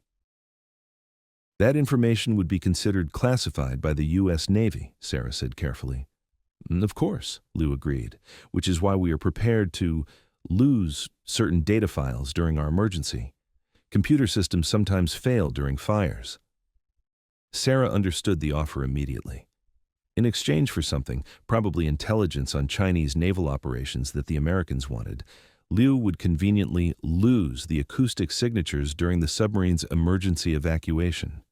It was elegant, professional, and completely illegal under about 12 different international treaties. "What would you want in exchange for this system failure?" Sarah asked. Liu smiled thinly. "Information about American naval exercises planned for the South China Sea. Routes, timing, force composition, nothing that would compromise operational security, just enough to ensure mutual understanding." Sarah's mind raced through the implications. Liu was offering to trade tactical intelligence for strategic intelligence, Chinese submarine data for American exercise plans. Both sides would benefit, both sides would maintain plausible deniability, and both governments could claim their secrets were lost during a humanitarian emergency. It was exactly the kind of gray area operation that kept intelligence professionals awake at night. "Commander Liu," Sarah said slowly, "I'm not authorized to negotiate intelligence exchanges. I would need to consult with my superiors." "Of course. Perhaps while you consider, you would like to see the full scope of the data we collected for your assessment." Liu led her to a secure terminal and began displaying file after file of acoustic data, sonar imagery, and electronic intercepts. Sarah's heart sank as she realized the scope of the intelligence breach. The Chinese hadn't just collected submarine signatures. They had detailed recordings of naval communications, radar patterns, and even some encrypted data streams. This wasn't just a compromise of submarine stealth. It was a complete intelligence coup that would give Beijing unprecedented insight into American naval operations worldwide. Through her hidden earpiece, General Hayes's voice crackled with urgency. "Phantom, satellite intelligence shows the Chinese rescue vessel is now only 60 minutes out. Whatever you're going to do, it needs to happen now." Sarah made her decision with the cold calculation that had made her one of Delta Force's most effective operators. The intelligence on this submarine was too valuable to let reach Beijing, regardless of diplomatic consequences. "Commander Liu," she said, "I need to make a secure call to Norfolk Naval Base. May I use your communications equipment?" Liu nodded, clearly expecting her to negotiate terms for the intelligence trade. What he didn't expect was for Sarah to key her microphone to a frequency that would connect her directly to Morrison aboard the Resolute. "Resolute, this is Phantom," she said, using her operational call sign for the first time since boarding the submarine. "Initiate Protocol 7 immediately." Morrison's voice came back instantly, sharp with understanding. "Phantom, confirm you are declaring a Code Black situation?" "Confirmed. Chinese vessel has collected acoustic signatures for the entire Atlantic Fleet submarine force. Data cannot be allowed to reach Beijing under any circumstances." Around the communications center, Chinese personnel began to realize that something had changed in the nature of the conversation. Liu's expression shifted from confident negotiation to growing alarm. "Commander Mitchell," Liu said slowly, "what is Phantom? That is not a naval intelligence designation." Sarah turned to face him, and for the first time since boarding his submarine, she dropped her careful mask of diplomatic courtesy. What Liu saw in her gray eyes made him take an involuntary step backward. "Commander," Sarah said quietly, "Phantom is my operational call sign. Lieutenant Commander Mitchell is a cover identity. My real name is Sarah Kane, and I'm a Delta Force operative assigned to prevent Chinese intelligence from compromising American naval security." The words fell into the communications center like bombs, creating a silence so complete that the only sound was the quiet hum of electronic equipment. Liu's face cycled through confusion, disbelief, and finally a growing horror as he realized what Sarah's presence meant. "You're American Special Operations? On my submarine?" "I'm a mother who promised her 8-year-old daughter she'd come home tonight," Sarah said matter-of-factly. "Which means this intelligence data doesn't leave American territorial waters." Through her earpiece, she could hear Morrison coordinating with Norfolk Naval Base, reporting the situation and requesting guidance on how to proceed. The diplomatic implications were staggering. An American Special Operations soldier had just revealed her identity aboard a Chinese military vessel in international waters. But Sarah wasn't thinking about diplomatic implications. She was thinking about Lily, sitting in her third-grade classroom, trusting that Mommy would always come home. And she was thinking about the thousands of American sailors whose lives would be at risk if Chinese anti-submarine capabilities improved to the point where American vessels could be tracked and targeted at will. Liu began speaking rapidly in Mandarin to his crew, clearly trying to coordinate some kind of response to Sarah's revelation. What he didn't realize was that Sarah spoke fluent Mandarin, another skill from her special operations training. "Commander Liu," she said in perfect Mandarin, "I would advise against attempting to detain me. The American vessel has this submarine under constant surveillance, and any hostile action would be considered an act of war." Liu's eyes widened as he processed not just her linguistic ability, but the implications of her threat. Around the communications center, Chinese sailors were looking uncertainly between their commander and the American woman who just revealed herself to be something far more dangerous than a naval intelligence liaison.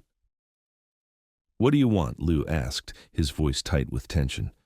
"I want you to transfer all intelligence data to secured American custody, report the loss as equipment failure during your emergency, and allow your crew to receive the medical attention they genuinely need. In exchange, this incident remains classified, and no one has to explain to Beijing how a Chinese submarine lost critical intelligence to a single American operator." It was a face-saving solution that would allow both sides to avoid the diplomatic catastrophe of a military confrontation in international waters. But Liu's pride as a Chinese naval officer warred with his practical understanding of the situation. "And if I refuse?" Sarah's smile was gentle and absolutely terrifying. "Commander, you've seen what I can do when I'm trying not to hurt anyone. Please don't make me show you what happens when I stop being polite." The reference to the incident at Murphy's Tavern, somehow Liu had been briefed on her capabilities, made several Chinese crew members exchange nervous glances. Before Liu could respond, Petty Officer Chen's voice crackled through the submarine's intercom system. "Commander Liu, your injured crew member is stable, but he needs immediate evacuation to an American medical facility. His condition is more serious than initially reported." Sarah seized on the medical crisis as additional leverage. "Commander, your sailor's life depends on American medical intervention. I'm offering you a way to save his life while preserving both our nation's dignity. Take the deal." Liu stared at her for a long moment, clearly calculating odds and alternatives. Around them, the submarine's crew waited for orders that would determine whether this humanitarian mission ended in cooperation or combat. Finally, Liu nodded slowly. "The intelligence data will be transferred to American custody. Equipment failure during our emergency." "Wise choice," Sarah said. "Now, let's get your injured crew member to safety and end this before both our governments have to explain a diplomatic incident." As she coordinated the data transfer and medical evacuation, Sarah allowed herself a moment of relief. The mission was nearly complete, the intelligence was secured, and she would be home in time to help Lily with her homework. But in the back of her mind, she knew this operation had revealed her identity to Chinese intelligence. Her quiet suburban life was about to become much more complicated. Still, as she helped carry the injured Chinese sailor to the waiting inflatable boat, Sarah Kane smiled grimly. Some promises were worth any risk, and she'd promised an 8-year-old girl that Mommy would always come home. The Coast Guard cutter Resolute cut through the afternoon swells toward Norfolk Naval Base, its cargo more precious than gold and infinitely more dangerous. In the secure communications room, terabytes of Chinese intelligence data flowed through encrypted channels to Naval Intelligence Command. While on deck, Sarah Kane stood at the stern rail watching the Chinese submarine disappear into the haze behind them. The injured Chinese sailor was stable in the ship's medical bay, his condition improving under Petty Officer Chen's expert care.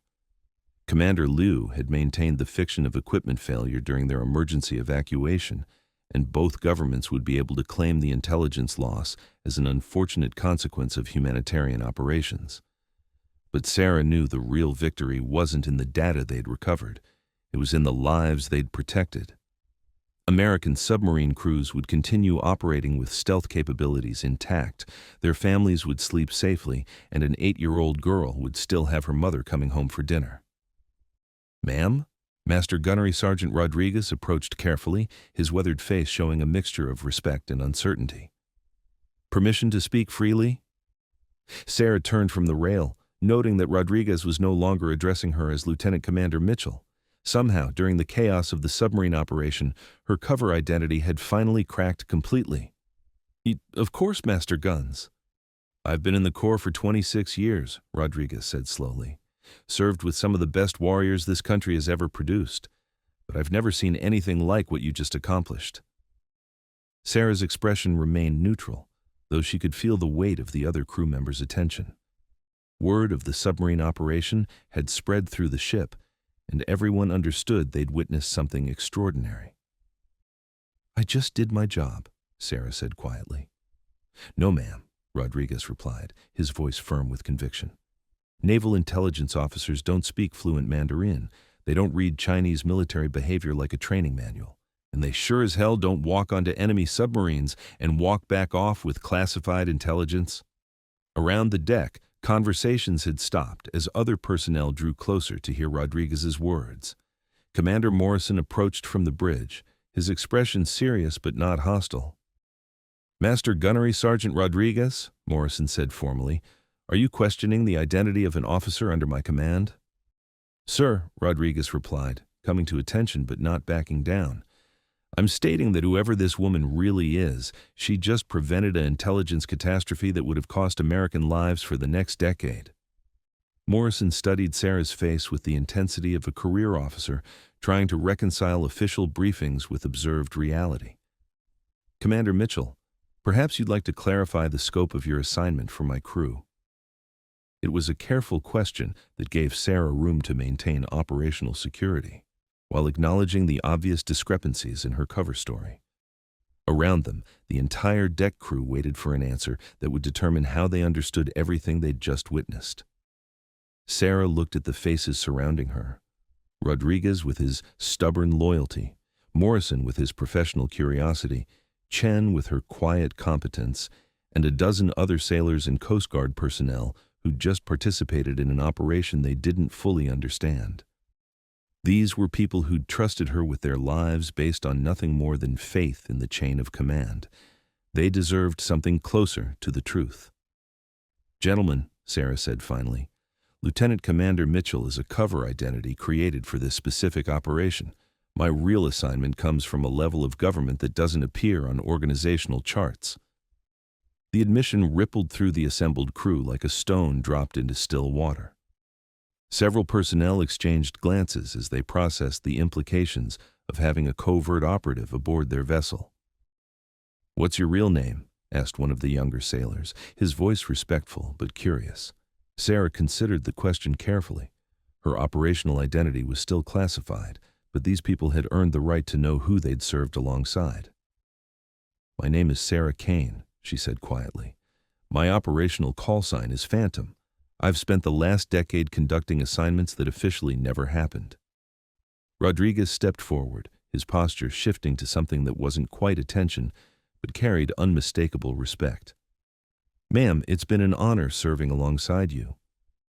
The words were simple, but they carried weight that made Sarah's chest tighten unexpectedly. In her years of covert operations, she'd grown accustomed to anonymity. Missions completed in shadows, sacrifices made without recognition, victories celebrated by no one except classified after-action reports. But here, on the deck of a Coast Guard cutter in the middle of the Atlantic, surrounded by people who understood service and sacrifice, someone was finally acknowledging what she'd given. The honor was mine, Master Guns, Sarah replied, and meant it completely. That's when Commander Morrison did something that surprised everyone present. He stepped forward, came to attention, and rendered a precise military salute. Ma'am, Morrison said formally, on behalf of the crew of the Resolute, thank you for your service to this nation. For a moment, Sarah stood frozen.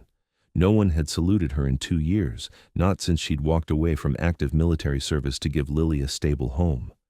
The gesture hit her harder than enemy fire ever had.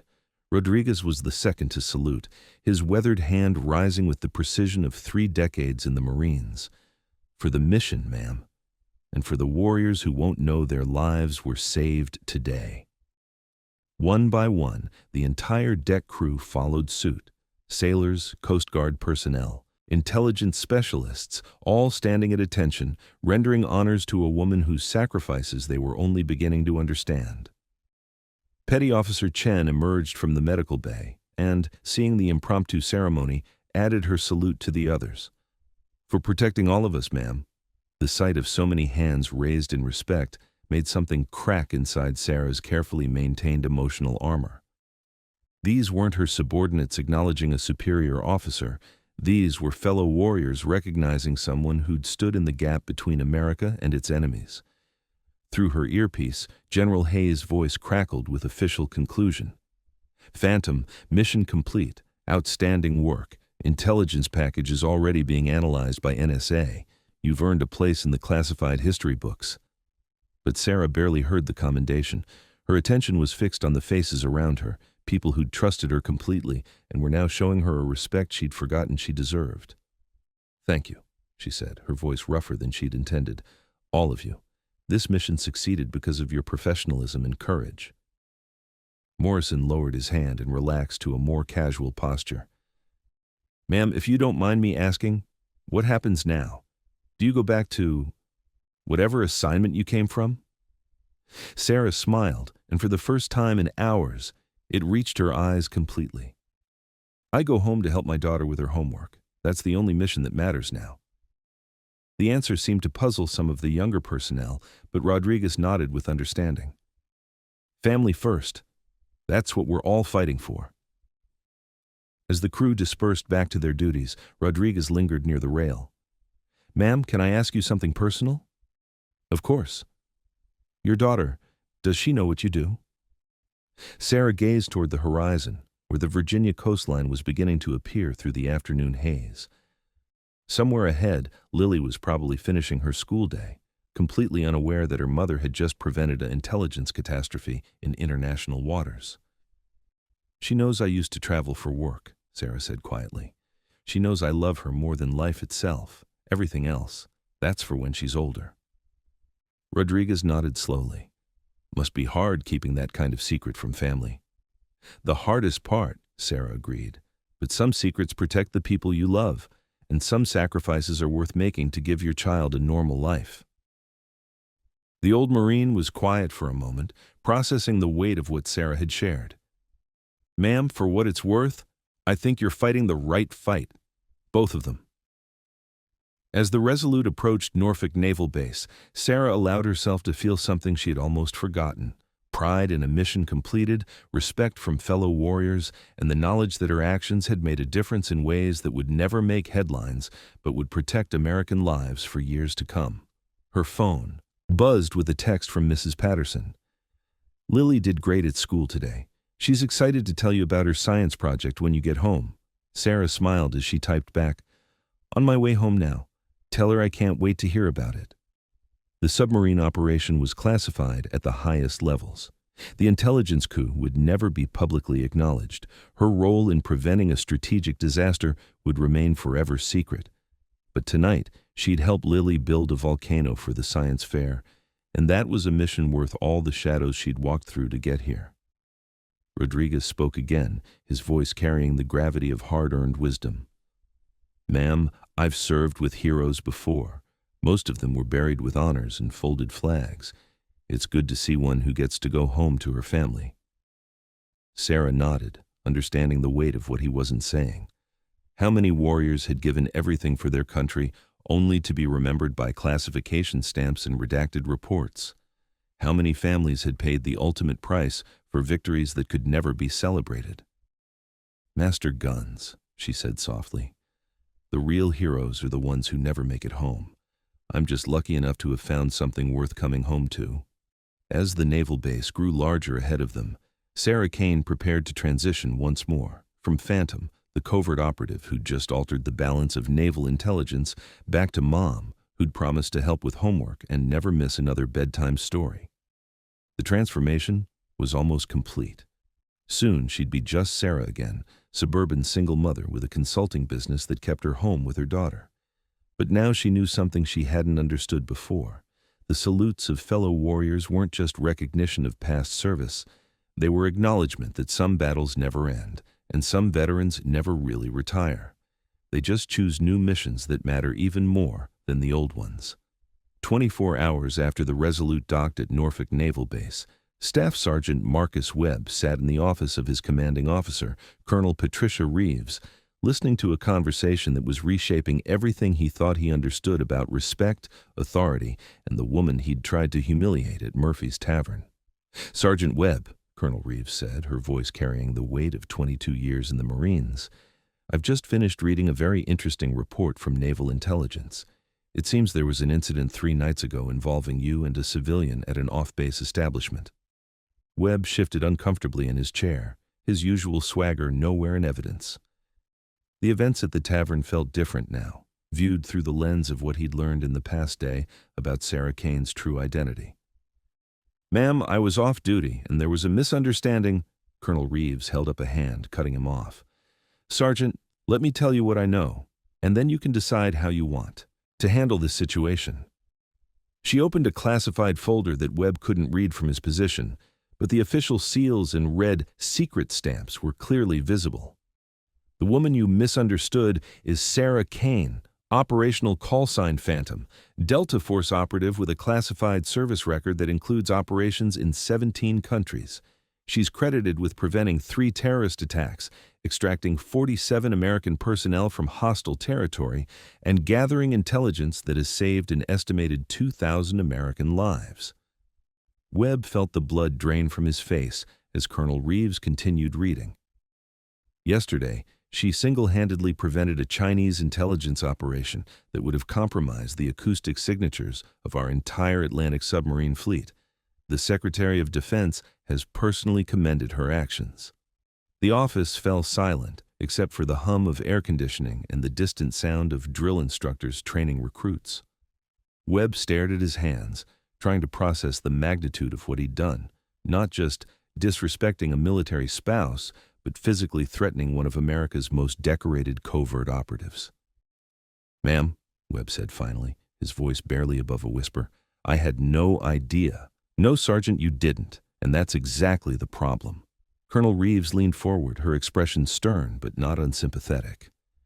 "You saw a woman in civilian clothes with her young daughter, and you decided she was fair game for your insecurities and need to demonstrate dominance." Webb's jaw clenched as the truth of her words hit home. "Colonel, you physically assaulted a decorated war hero because she didn't show you what you considered appropriate deference. Let me ask you something, Sergeant. What do you think would have happened if Ms. Kane had decided you represented a genuine threat to her daughter?" The question hung in the air like smoke from a discharged weapon. Webb remembered Sarah's eyes in those final moments at the tavern. The cold calculation he'd dismissed as fear, but now recognized as professional assessment of threat levels and response options. "She would have killed me," Webb said quietly. Without breaking a sweat, Colonel Reeves confirmed, "Ms. Kane has eliminated enemy combatants with her bare hands. She's survived situations that would have broken most Marines before they reached boot camp graduation. And she showed you mercy because she was teaching her daughter that strength doesn't require cruelty." Webb closed his eyes, feeling the weight of shame settle over him like a lead blanket. "Ma'am, what can I do to make this right?" Colonel Reeves studied him for a long moment, evaluating his sincerity and his potential for genuine growth rather than surface compliance. "Sergeant, you're going to write a formal letter of apology to Ms. Kane. You're going to attend sensitivity training focused on military families and civilian interactions, and you're going to explain to every Marine under your command why respect is earned through character, not demanded through rank." "Yes, ma'am," Webb said, his voice steady despite the shame burning in his chest. "But first," Colonel Reeves continued, "you're going to accompany me to personally deliver that apology. Ms. Kane has been gracious enough to agree to meet with us, despite having every right to file formal charges that would end your career." Webb's head snapped up. "She agreed to meet with me? She said, and I quote, 'Everyone deserves a chance to learn from their mistakes.' Apparently she believes you're capable of growth, Sergeant. I hope she's right." An hour later, Webb found himself in the passenger seat of Colonel Reeves's staff car, driving through the civilian neighborhoods of Norfolk toward an address that housed one of America's most dangerous women and her 8-year-old daughter. The apartment building was ordinary, 3 stories, brick construction, the kind of place where military families lived when they wanted to blend into civilian communities. Nothing about it suggested it was home to a covert operative whose missions were classified above Webb's clearance level. "Sergeant," Colonel Reeves said as they approached the building, "I want you to understand something. Ms. Kane could have ended your career with a single phone call. She could have filed assault charges that would have put you in military prison. Instead, she's giving you an opportunity to make things right. Don't waste it."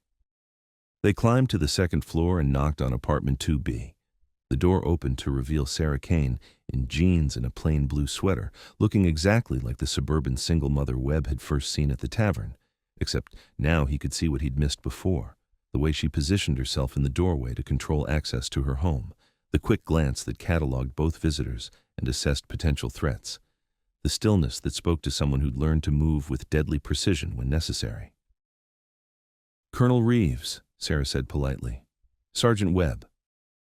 "Ma'am," Webb said, coming to attention instinctively. "Thank you for agreeing to see us."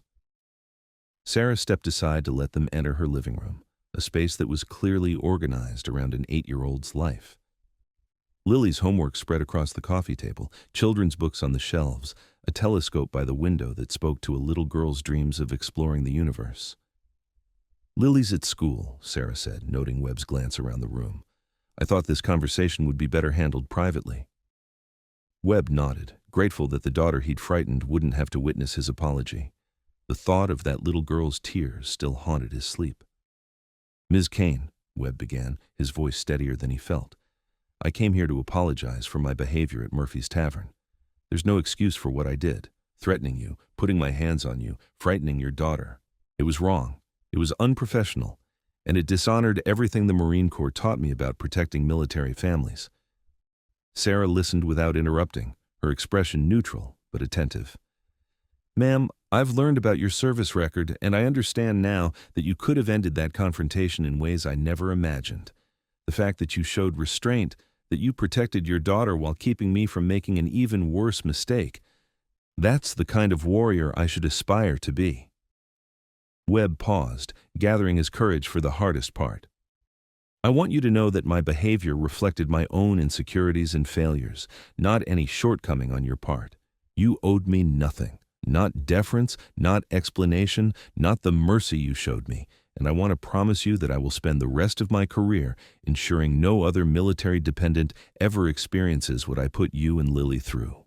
The apology hung in the room like a prayer, sincere and painful and completely insufficient to undo the harm he'd caused. Sarah was quiet for a long moment, studying his face with the intensity of someone who'd learned to read people's true intentions in environments where mistakes could be fatal. "Sergeant Webb," she said finally, "what you did was wrong. You used your physical size and military bearing to intimidate a woman and child who posed no threat to you. That's not strength. It's bullying." Webb nodded, accepting the judgment without trying to deflect or minimize. "But," Sarah continued, "you're here now. You're taking responsibility, and more importantly, you're making a commitment to change. That matters." She gestured to Lily's homework on the coffee table. "My daughter has been having nightmares since that night. She keeps asking me why some people are mean to others for no reason. I've been trying to explain that most people aren't bad. They're just hurt or scared or confused. And sometimes, if you give them a chance, they can learn to be better." The words hit Webb harder than any punishment could have. The image of a frightened 8-year-old having nightmares because of his actions made his chest tighten with shame. "Ma'am," he said quietly, "is there anything I can do? Any way I can help Lily understand that not all Marines are like the one she met that night?" Sarah considered the question carefully. "Actually, there is. The elementary school where Lily goes has a career day next month. They always need veterans to come speak about military service. Maybe you could show her that Marines can be heroes instead of bullies." The suggestion was unexpected, and Webb felt something shift in his chest, not just shame, but possibility. A chance to show a frightened little girl that the uniform could represent protection rather than threat. "I would be honored, ma'am, if you think it would help." Colonel Reeves spoke up for the first time since the apology began. "Ms. Kane, I want you to know that Sergeant Webb will be undergoing additional training on military family support and civilian interactions.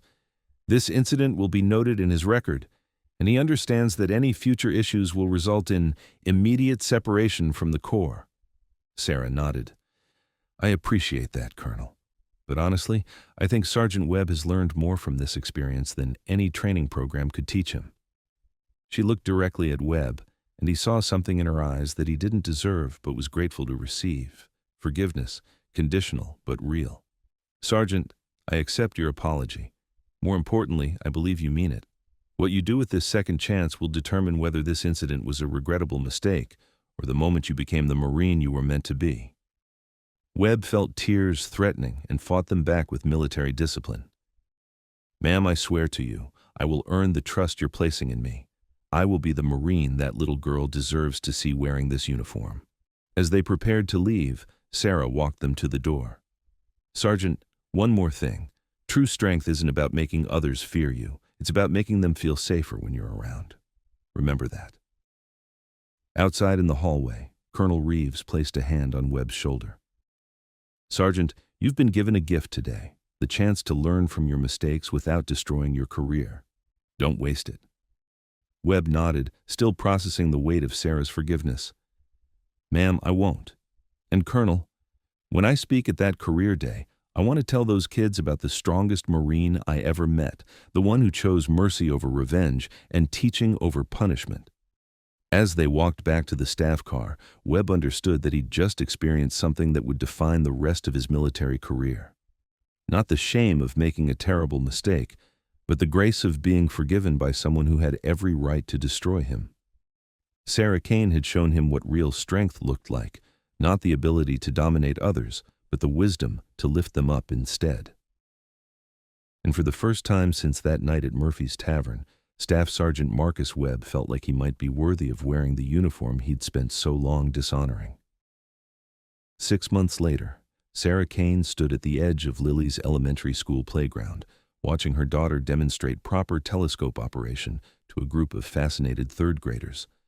The after-school astronomy club had been Lily's idea, inspired by what she called Mom's ability to see things that are far away. The metaphor was more accurate than an 8-year-old could know. The playground buzzed with the controlled chaos of children discovering the universe through Sarah's patient guidance. She'd volunteered to run the club partly because Lily loved astronomy, but mostly because it gave her a legitimate reason to be visible in the community, a suburban mom sharing her hobby with local kids. The cover was perfect. No one suspected that the woman, teaching children about stellar navigation, had once used those same skills to coordinate extraction points in hostile territory. "Mrs. Kane," a voice called across the playground. Sarah turned to see Staff Sergeant Marcus Webb approaching with a group of students from the nearby middle school, part of the mentorship program he'd established after their conversation 6 months earlier. The change in Webb was remarkable. Gone was the swaggering aggression that had defined their first encounter. In its place was genuine confidence built on service rather than dominance. His work with military children had become legendary in the Norfolk area, and his program had been adopted by 3 other Marine units. "Sergeant Webb," Sarah said warmly, "how's the mentorship program going?" "Beyond anything I imagined, ma'am. These kids—" Webb gestured to the middle schoolers he'd brought, children from military families who struggled with the unique challenges of constant deployments and relocations. "They're teaching me as much as I'm teaching them." Lily looked up from her telescope and waved enthusiastically. "Sergeant Webb, want to see Saturn's rings?" The transformation in their relationship had been gradual but profound. What started as tentative interaction during career day had evolved into genuine mentorship.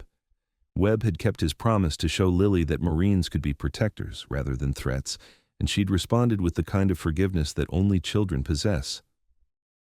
"Absolutely, Miss Lily," Webb said, settling beside the telescope with the careful attention he gave all children now. "Tell me what I'm looking for." As Lily explained the mechanics of planetary observation, Sarah felt her secure phone vibrate against her hip. The device that officially didn't exist rarely rang anymore. Part of her agreement with General Hayes was that her retirement would be respected, except for the most extreme circumstances. She stepped away from the group and answered quietly. Kane. Phantom, this is Hayes. We have a situation. Sarah's blood chilled instantly. General, I'm retired, whatever this is. A terrorist cell in Syria has acquired chemical weapons. Intelligence suggests they're planning an attack on American interests in the region. We need someone to verify the threat assessment and, if necessary, neutralize the weapons before they can be deployed. The request hung between them like a live wire. Sarah watched Lily adjust the telescope focus with the same precision she'd once used to calibrate sniper scopes, and felt the familiar weight of impossible choices settling on her shoulders. General, I have a daughter, a normal life. I can't. Sarah, intelligence suggests the cell plans to test the weapons on a school in Aleppo. 300 children, ages 6 to 12. The words hit like physical blows. Sarah closed her eyes, seeing Lily's face in every child who might die if the weapons weren't stopped. But she also saw the life they'd built together, safe, stable, normal. Everything she'd sacrificed her military career to provide. What's the timeline? 72 hours, in and out, minimal exposure. Your cover identity is already established. Humanitarian aid worker conducting school safety assessments in the region. Sarah looked across the playground at Lily, now explaining constellation patterns to a captivated audience of children and adults. Her daughter was thriving in this environment, safe, loved, surrounded by community support. But somewhere in Syria, other children faced threats that only someone with Sarah's specific skills could address. General, Sarah said quietly, this is the last time. After this operation, Phantom disappears permanently. Understood. Transportation leaves Norfolk in 6 hours. The line went dead. Sarah stared at her phone for a moment, then walked back toward the group around the telescope. Webb noticed her expression immediately, the shift from suburban mom to something harder, more focused. His experience with combat deployments had taught him to recognize the look of someone receiving mission orders. Everything all right, ma'am? He asked quietly. Sarah glanced at him, remembering his journey from bully to protector, his commitment to becoming the Marine that children deserved to see. In the past 6 months, he'd proven himself worthy of the trust she'd placed in him. Sergeant, I have a favor to ask. I need to travel for work. Emergency consulting assignment. Could you coordinate with Mrs. Patterson to make sure Lily gets to school and activities this week? Webb's expression grew serious. He didn't know the specifics of Sarah's consulting work, but his instincts told him this wasn't a routine business trip. Of course, ma'am. Whatever you need. How long will you be gone? A few days, maybe a week. Webb nodded, not pressing for details, but clearly understanding the weight of what she wasn't saying. Mrs. Kane, Lily will be safe. You have my word. The promise carried more weight than he probably realized. Sarah had learned to read people's true intentions, and she saw in Webb's eyes the same commitment she'd once carried, the willingness to sacrifice everything for the people under his protection. Thank you, Sergeant. That means everything to me. As the astronomy club session ended and parents began collecting their children, Sarah knelt beside Lily to help pack up the telescope equipment. Mom, Lily said as she carefully wrapped the eyepieces, you look worried. Is something wrong? Sarah studied her daughter's face, 8 years old, but already developing the intuitive awareness that came from having a parent who dealt with dangerous situations. How much truth could an 8-year-old handle? I have to travel for work, sweetheart, just for a few days. Mrs. Patterson and Sergeant Webb will make sure you're taken care of. Lily's face fell slightly. Is it dangerous work? The same question she'd asked 6 months earlier, with the same trust that her mother would always come home. Sarah felt her chest tighten with the weight of what she might be promising. All work has some risk, Sarah said, using the same words as before. But I'm very good at what I do. And you always come home, Lily finished, the phrase that had become their ritual. Always, Sarah promised, sealing it with a kiss to her daughter's forehead. That evening, after Lily was asleep, Sarah sat in her home office preparing for her return to the world she'd thought she'd left behind. Equipment that hadn't been touched in months came out of hidden compartments. Identities that existed only in classified databases were activated. Skills that had been dormant began sharpening themselves like blades remembering their edge. But this time was different. This time, she wasn't just another operator following orders. She was a mother protecting children, not just the ones in Syria, but the ones sleeping peacefully down the hall. Her phone buzzed with a text from Webb. Lily's astronomy club was amazing tonight. She's going to change the world someday. Safe travels on your consulting trip. Sarah smiled as she typed back, "Thank you for helping her reach for the stars. Take care of our kids." The next morning, Sarah kissed Lily goodbye at the school bus stop and watched her daughter's backpack disappear into the crowd of children heading toward another day of learning and growth. Normal children, living normal lives, protected by people they would never know existed. As the black sedan arrived to take her to the airport, Sarah allowed herself one moment of doubt. Was she making the right choice? Was protecting distant children worth risking the life she'd built with her own daughter? Then she remembered Lily's words from the night before. "Mom, you always tell me that strong people protect weaker people. That's why you're strong, isn't it?" 8-year-old wisdom that cut straight to the heart of everything. Sarah Kane climbed into the sedan and began her transformation back into Phantom one last time. Not because she was ordered to, but because some battles choose the warriors, and some protectors never really retire.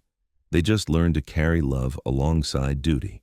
72 hours later, she would be home in time to help Lily build a model of the solar system for the school science fair. The chemical weapons facility in Syria would be a smoking crater, and 300 children would live to see another day without ever knowing why. But tonight, she would read bedtime stories to her daughter and remember why some missions matter more than others. The legacy wasn't in the operations completed or the threats neutralized. It was in the children who grew up safe enough to dream of touching the stars. If you enjoyed this story, please subscribe for more military and veteran stories. These true tales keep the courage alive for generations to come. And in the comments, tell us where you're watching from and who's the quiet leader you'll never forget.